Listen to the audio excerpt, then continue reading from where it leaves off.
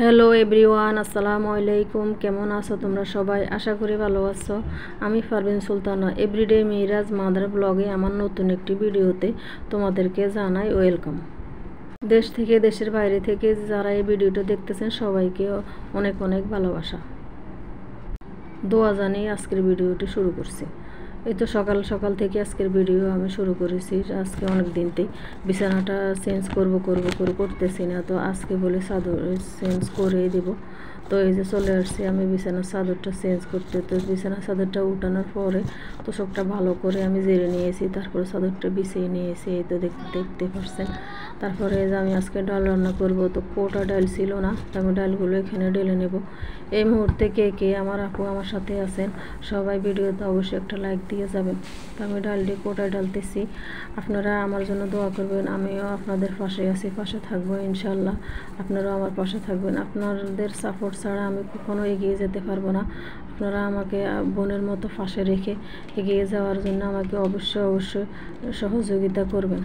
তো আমি কোটা ডাল ঢেলে নিয়েছি। তো আজকে সকালবেলা আমি কি নাস্তা বানাবো দেখতে পাচ্ছেন, এখানে খিচুড়ি রান্না করব। তো আমি একটু নরম করে খিচুড়িটা আজকে রান্না করব।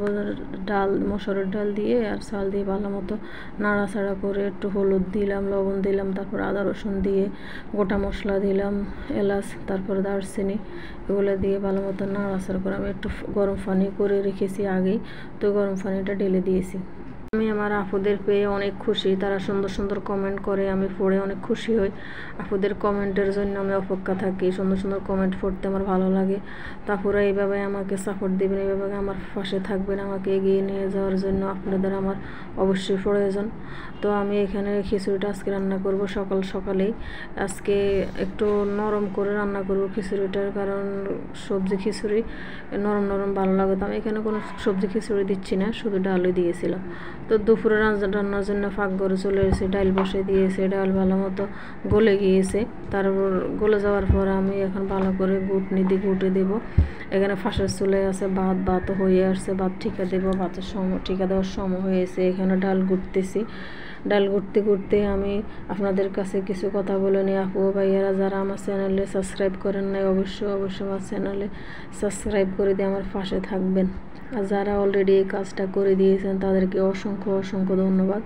তো আমার ডাল হয়ে গিয়েছে, আমি এখন ভাগাত দেব। একটা কড়াই চুলার উপর বসিয়ে দিয়েছি। গরম হওয়ার পরে সাদা তেল পরিমাণ মতো দিলাম, তারপরে পেঁয়াজ কুচি দিয়েছি। পেঁয়াজ কুচি দেওয়ার পরে ভালো মতো নাড়াচাড়া করব।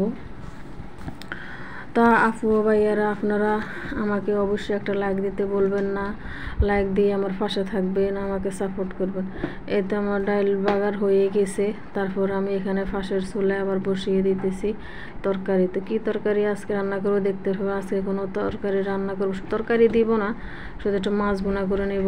শোল মাছ টাকি মাছ ছিল ফ্রিজে, তো ওগুলো মিলে আজকে একটু ভুনা করব। তো পরিমাণ মতো তেল দিয়ে পেঁয়াজ কুচি দিয়ে তারপর যখন পেঁয়াজের একটু কাঁচা গন্ধটা গেল, তারপর আমি দিয়ে দিলাম আদা রসুন বাটা, লবণ, হলুদের গুঁড়া, মরিচের গুঁড়া, এগুলো দিয়ে ভালো মতো কষিয়ে নেব। তো মশলা পুড়ে যাওয়ার আগে আমি একটু পানি দিয়ে দিলাম। তো ভালো মতো কষানি হওয়ার পরে এই যে দেখতে পাচ্ছেন হলুদ মরিচের গন্ধ যাওয়ার পরে আমি এখন এখানে নাড়াচাড়া করতেছি। তারপর আমি দিয়ে দিব মাছ।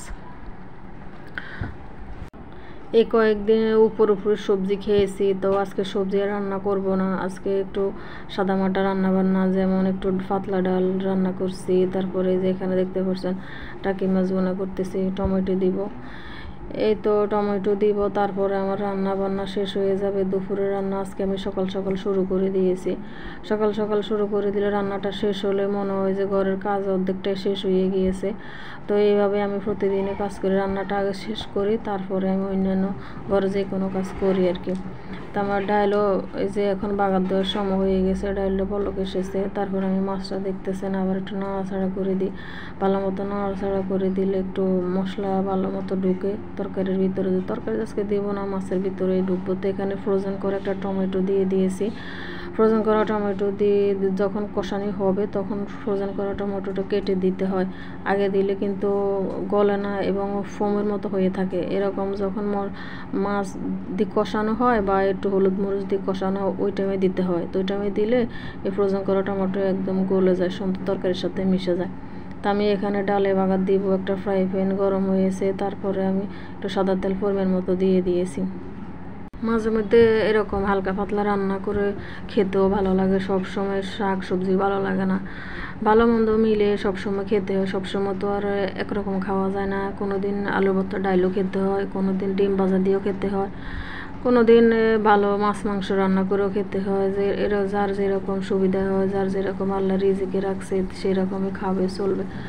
তো আপু ভাইয়ারা, আপনারা আমার কথায় ও কাজে যদি একটু মনোকষ্ট হয়ে থাকেন অবশ্যই আমাকে সুন্দর ক্ষমার দৃষ্টিতে দেখবেন। তো আমার ডাল বাগার দেওয়া হয়ে গেছে। এখানে যে ভেন্ডি ভাজি করতেছি, চুলার উপরে দেখতে পাচ্ছেন ভেন্ডি বসাই দিয়েছি, তারপর আমি নাড়াচাড়া করতেছি। এখানে আমার এই যে মাছ বোনাটা হয়ে আসছে। তো ভেন্ডি ভাজি হয়ে গেছে, এখন ভেন্ডি ভাজির যে নাড়াচাড়া করে দেখতেছি সিদ্ধ হয়েছে কিনা বা পানি আছে কিনা। অনেক সময় ভেন্ডি তো ধুয়ে কাটতে হয়, তারপর ভাজি বসালো কেমন জানি পানি মতো লাগে, এগুলো ভালো করে শুকিয়ে নিতে হয়। সবাই ভালো থাকবেন, সুস্থ থাকবেন। আসসালামু আলাইকুম।